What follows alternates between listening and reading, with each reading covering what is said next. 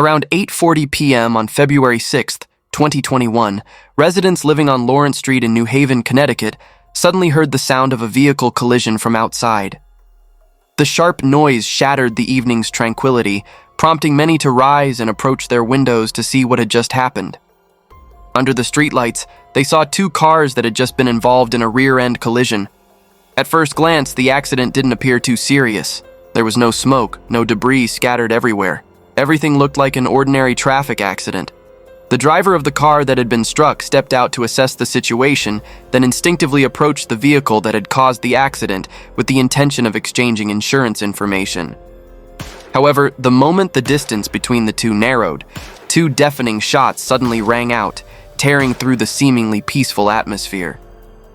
The man immediately collapsed onto the pavement without any chance to react. But what horrified the witnesses even more was that the driver who caused the accident didn't flee. On the contrary, he got out of the car once more, approached the man lying motionless on the ground, and attacked him 6 more times. Because everything happened so quickly, almost in the blink of an eye, it wasn't until the vehicle left the scene that the surrounding residents finally snapped out of their shock and hurriedly called the police. Shortly after, police and paramedics quickly arrived.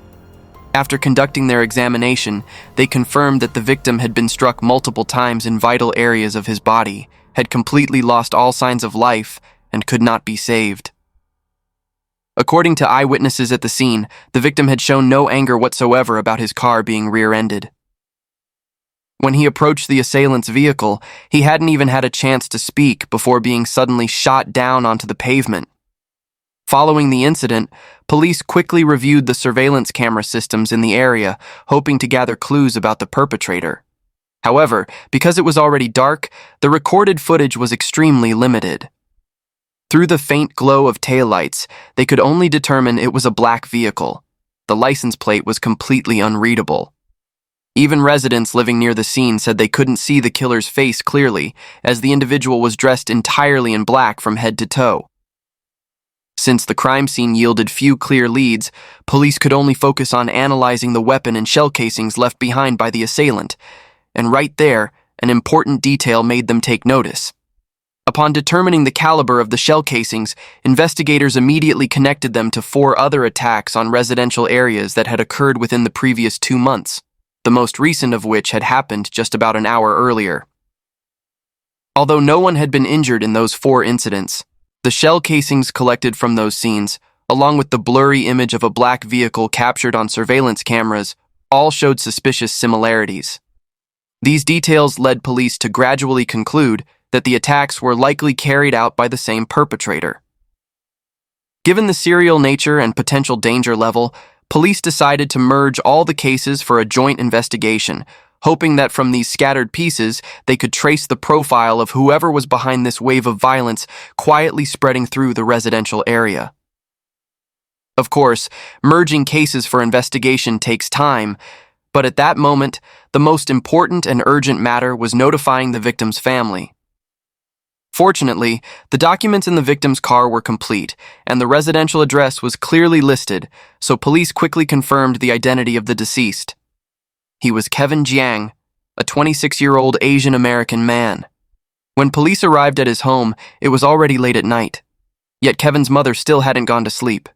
She stood at the door as if waiting for something, her face clearly showing signs of anxiety. And when police informed her of the terrible news about her son, the mother immediately collapsed to the ground, bursting into inconsolable sobs. It took quite a while before she could temporarily regain her composure, at which point police were able to gently inquire about Kevin's social relationships, daily activities, and routine life, hoping to uncover additional leads related. The mother tearfully recounted that her son was an extremely kind and outstanding person. Previously, Kevin had served in the Army National Guard, and during that time had received numerous honors and recognition. After his service, he continued his education and was pursuing a graduate degree at Yale University. Because he was particularly passionate about academic research, ever since starting graduate school, Kevin had barely participated in social activities. His circle of relationships was quite simple. Aside from classmates, there were only his brothers from his former military unit. According to his mother, all of these people had excellent relationships with Kevin, and there had never been any friction or conflicts whatsoever. Additionally, she mentioned that her son had a girlfriend whom he had been dating for about a year. Just 1 week earlier, on January 30th, Kevin had gotten down on one knee to propose, and the two were busy preparing for their upcoming wedding. Mentioning these unfinished plans, the mother couldn't hold back her emotions and once again burst into tears. Kevin's teenage years reportedly hadn't been easy. After his parents divorced, he lived with his mother, and life during that time was quite difficult. Those years taught Kevin early on about his mother's hardships in raising him alone, and this greatly influenced how he viewed family responsibility later in life.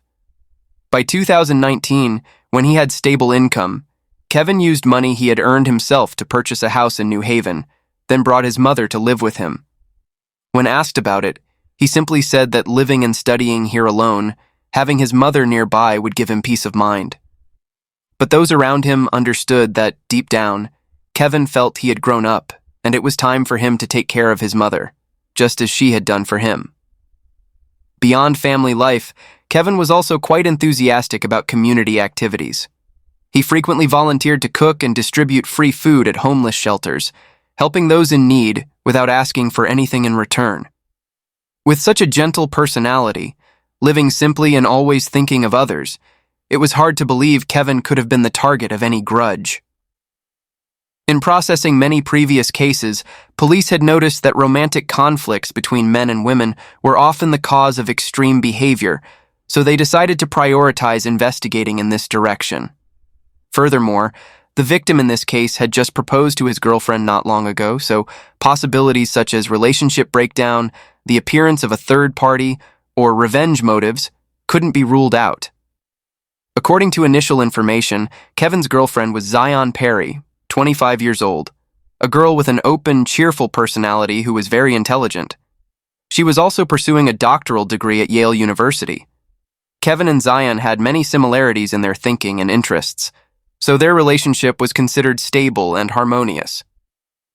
Neighbors living nearby said Kevin was a very faithful person. They had never seen him appear with any woman other than Zion. However, for police, such personal observations weren't sufficient as investigative evidence. To gain a more objective and complete picture, they needed to meet directly with Kevin's fiancée to learn more about the relationship between the two, as well as details potentially related to the case. At that time, Zion was living in an upscale apartment, less than a block from the crime scene. When police arrived, she was still immersed in shock and grief over losing her fiancé. According to Zion, a friend of hers had seen images of the crime scene circulating online, recognized the car in the photos as Kevin's, and immediately called to inform her. Through their conversation, police learned that Zion and Kevin had met at a study session at church. At that time, Zion was facing graduation pressure and was quite stressed. Kevin, with his perceptiveness, quickly noticed she had a lot on her mind and took the initiative to approach her with questions and comfort. From those initial conversations, the two gradually maintained regular contact. Their relationship grew increasingly close, and by May of the previous year, they officially confirmed they were dating. Both had many similarities in lifestyle and interests, particularly their shared love of nature and outdoor activities. These things made them increasingly attached and convinced that the other was someone they could spend their entire lives with. With that belief, Kevin and Zion had begun planning their wedding, never imagining those future plans would be cut short so suddenly and heartbreakingly. On the day of the incident, Kevin and Zion had gone hiking and ice fishing together, then returned to have dinner in Zion's apartment as usual. During dinner, they were excitedly discussing how they would celebrate Kevin's 27th birthday the following week. The atmosphere was light and happy. There were no signs whatsoever that tragedy was about to strike. It wasn't until around 8:30 p.m. that Kevin left Zion's apartment to return home, about half a mile away, where he was living with his mother. About 10 minutes after Kevin left, Zion heard several loud bangs from outside, but she didn't connect them to her fiancé at all. Given such a short distance, she thought Kevin had very likely already arrived home safely. Before receiving the terrible news from her friend, Zion was still immersed in plans for the future, imagining the happy life the two of them would build together. However, all those visions were suddenly cut short, stopping forever with Kevin's passing. Based on what had been gathered up to that point, the incident was very likely a random killing. This meant that if the perpetrator didn't continue committing crimes or leave additional traces, the investigation would become extremely difficult, potentially even hitting a dead end. However, in many cases, important breakthroughs often appear at unexpected moments. Just as investigators were preparing to return to the station to review all existing files and leads, around 11 a.m. on February 7th, the lead detective on the case suddenly received a call from a colleague in another district. That brief phone call immediately jolted him to attention because his colleague had just provided a crucial lead that could completely change the direction of the investigation. According to the colleague, around 9 p.m. the previous night, just about half an hour after Kevin was murdered, he had received a report from the owner of a scrap metal yard. The owner said a stranger had entered his property and requested police come quickly to handle the situation. When authorities arrived at the scene, they discovered that not far from the back gate of the metal yard, a black car was parked precariously on snow-covered railroad tracks. After approaching and inquiring, police learned this was actually just a misunderstanding.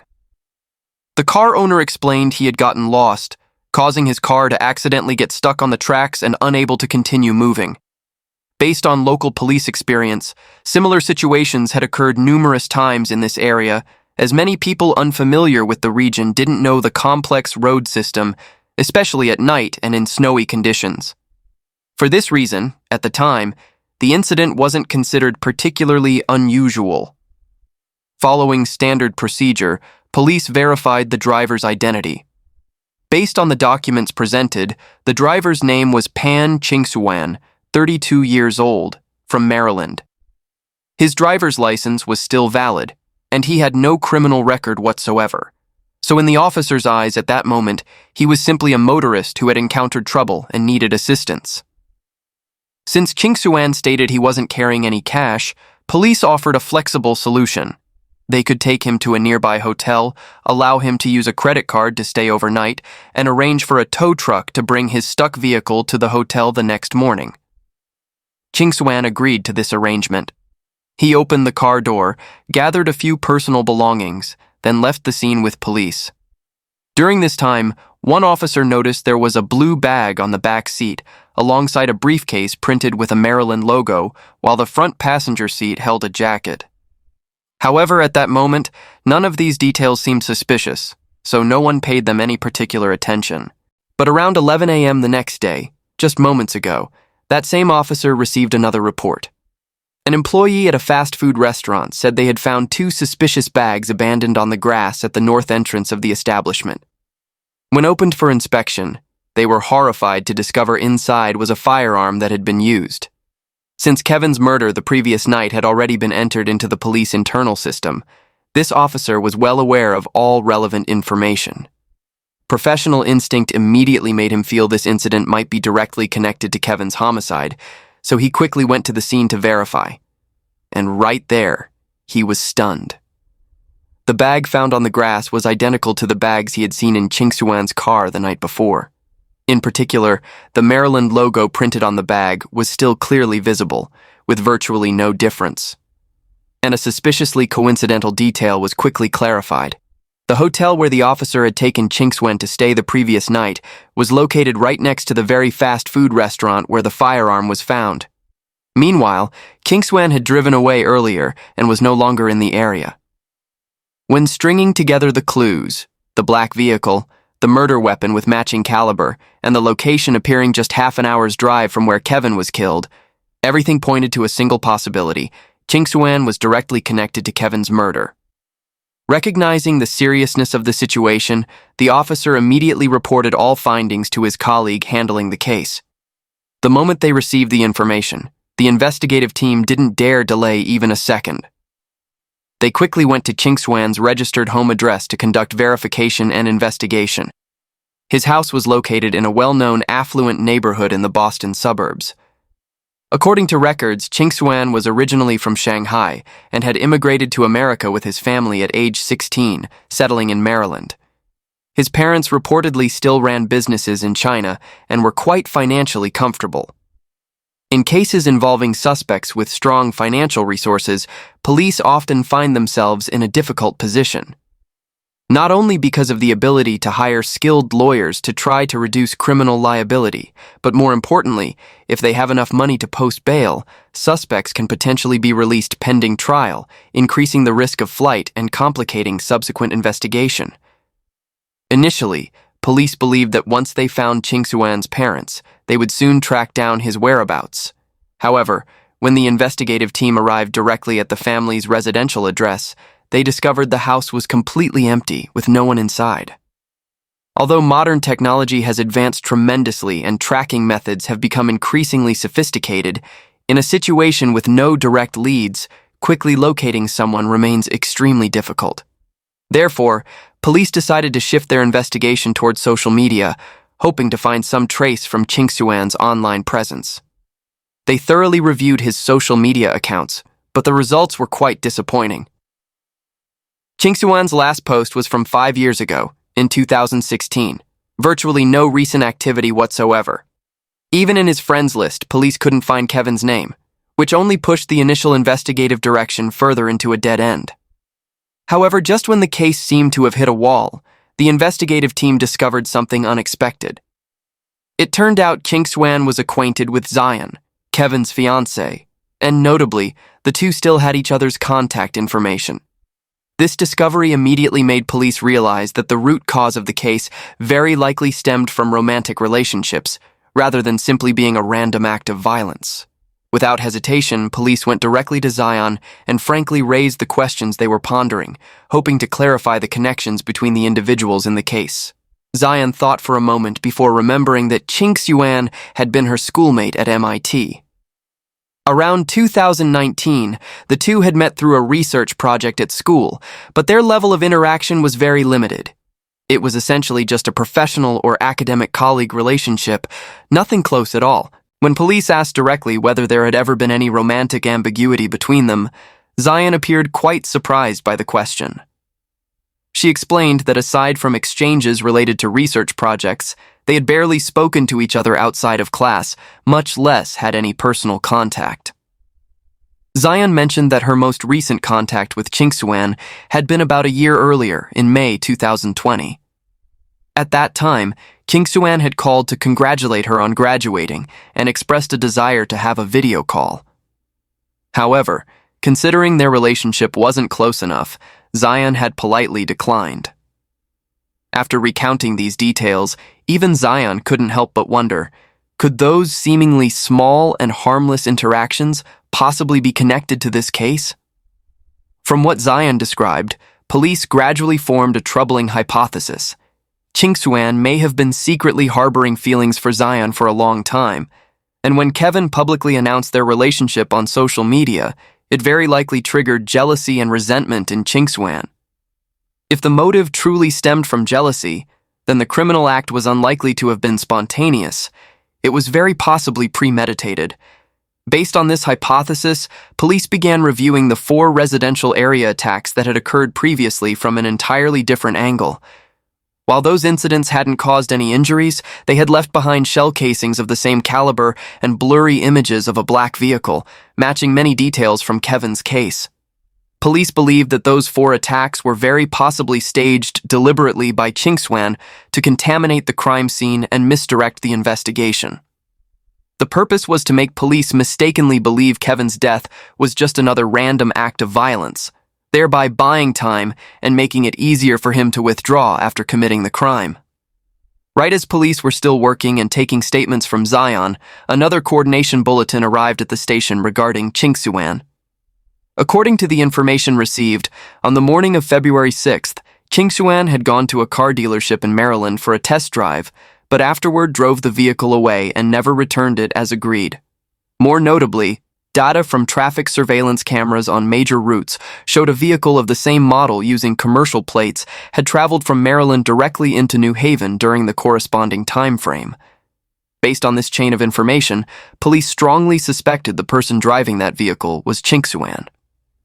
Therefore, the investigative team decided to find Ching Xuan's parents first, hoping through them to track down his whereabouts.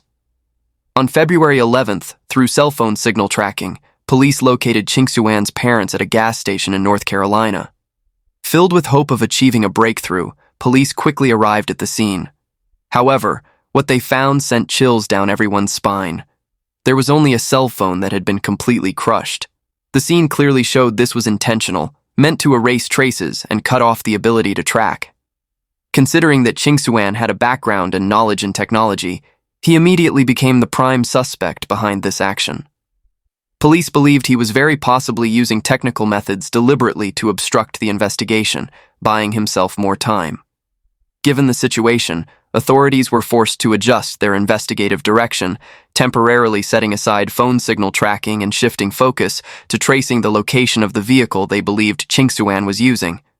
However, not long afterward, the vehicle's location signal also completely vanished. This detail further reinforced police confidence that the direction they were pursuing was correct, and Chingsuan was very likely actively erasing his traces to evade capture. After 3 days of continuous surveillance and following leads, police finally discovered and caught up with Chingsuan's parents near Atlanta through the road surveillance camera system. However, when authorities requested the vehicle stop and opened the doors to inspect, there was absolutely no sign of Chingsuan inside. When police informed them that their son might be connected to a serious murder, the reaction from both parents surprised many investigators. They showed no shock or panic whatsoever. According to Chingsuan's parents, their son had called saying he was in Connecticut and needed help, asking them to drive there to pick him up. After picking him up, Chingsuan offered no explanation, simply took over the wheel and kept driving south. When the car reached Georgia, he suddenly pulled over to the side of the road, said he had personal business to handle, then told his parents to continue on ahead. From that point, they separated, and his parents claimed they didn't know what had happened afterward. However, when police continued asking questions to clarify details about Chingsuan's journey and behavior, his mother immediately refused to cooperate. She declared that without a lawyer present, she would not answer any additional questions. However, after a period of silence, as if weighing something, she suddenly spoke up again. She said her son had recently seemed emotionally unstable, with his mental state severely deteriorating, and she was worried he might have gone to do something foolish. This statement stunned the officers present. After all, what parents in this world could speak about the possibility of their child taking their own life while maintaining such strange composure? That attitude could only lead to one conclusion. They were certainly hiding something, and because they wanted to protect their son, they adamantly refused to say a word. If this reasoning was correct, then clearly the breakthrough in the case would ultimately have to revolve around Chingsuan's parents. Police decided to dig deeper into this family's financial activities. And sure enough, after reviewing bank records, they discovered a notable detail. In just the past few days, Chingsuan's parents had withdrawn a total of $10,000 in cash. A substantial sum, and given that their son was on the run, this money had almost certainly been given to him to cover living expenses while fleeing. However, police also realized something. With that amount of money, Chingsuan couldn't hold out forever. Without a job, without a stable source of income, sooner or later he would have to contact his parents again to ask for more money. Therefore, the strategy at this point was very clear. Closely monitor every move his parents made and patiently wait for the opportunity. While the investigation continued, Kevin's family held his funeral on February 16th. The ceremony took place in an atmosphere of profound grief and endless regret. The officers handling the case also attended to pay their respects to the unfortunate young man. Outrage over the crime and compassion for the victim's family merged together, transforming into an ironclad determination. No matter how long it took, no matter where the killer fled, they would bring the murderer to justice. On February 26th, after weeks of intensive searching, the black vehicle that had disappeared since the night of the crime was finally found. Police didn't delay a minute, immediately sending the car along with the firearm previously discovered at the fast food restaurant to the technical examination department for comprehensive testing. The analysis results came quickly. On the firearm, experts successfully extracted fingerprints and after comparison, confirmed they belonged to Chingsuan. Beyond that, The jacket found on the passenger seat and contact surfaces, like the door handles, still retained residual materials from that night's attack, including gunpowder residue. But the most decisive evidence was on the gear shift, where technicians discovered a small but extremely important bloodstain. DNA test results confirmed this blood belonged to Kevin. Piece by piece, the chain of evidence was now complete, all pointing in a single direction. Qingxuan was the one who had murdered Kevin on that fateful night. With irrefutable evidence in hand, New Haven police had no reason to hesitate any longer. They immediately issued a nationwide arrest warrant for Qingxuan on first-degree murder charges. However, despite the warrant being issued, police remained at an impasse with no leads whatsoever about Qingxuan's hiding place. The suspect proved remarkably cunning and careful to an astonishing degree. Throughout his time in hiding, he never once contacted his parents, at least not through any channels police could monitor. This wasn't the behavior of an ordinary criminal in panicked flight, but rather the cold calculation of a well-trained mind. After all, Qingxuan had been an outstanding student specializing in artificial intelligence at MIT, one of the most prestigious universities in the world. With his foundation of technological knowledge and superior logical thinking abilities, he fully understood how to evade tracking by authorities. The hunt for Qingxuan was no longer simply a criminal investigation. It had become a tense battle of wits. And so, time quietly passed for 3 full months without any significant progress. Then in May 2021, a new development emerged. Qingxuan's parents suddenly went traveling. Notably, they didn't go alone, but had another couple accompanying them. To ordinary people, this might appear to be just a trip with friends, but in the eyes of experienced investigators, this behavior carried all the signs of deliberation. It was as if sending a subtle message to anyone watching. We're just vacationing with friends. This has nothing to do with finding our wanted son. For precisely this reason, rather than letting their guard down, police tightened their surveillance around the couple more than ever. Finally, police patience was rewarded. After extracting and carefully reviewing all surveillance footage from the hotel where Qingxuan's parents were staying, they discovered that footage showed Qingxuan's mother had approached a hotel employee and borrowed their personal phone to make a call. When police contacted the employee to verify, they learned something that immediately made the investigators perk up. After ending the call, the woman had carefully deleted the call history before returning the phone. This was clearly the action of someone deliberately hiding something. Not letting this precious opportunity slip away, police immediately seized the phone and sent it to the digital forensics department for data recovery. Very quickly afterward, experts successfully extracted the phone number Qingxuan's mother had called that evening. Through signal tracing, police determined that phone number was active at a rental apartment in Montgomery, Alabama, more than 1,100 miles south of the crime scene in New Haven. Not daring to delay another second, worried that Qingxuan might continue endangering others or disappear again before they could act, police quickly formulated an arrest plan. On May 14, 2021, a special team of 20 officers was dispatched to the identified location. When police surrounded the apartment and knocked on the door, what happened next surprised everyone present. Qingxuan opened the door almost immediately. Standing before numerous armed officers with weapons pointed at him, he showed no panic or attempt to resist whatsoever. Instead, with a strangely calm expression, he spoke first.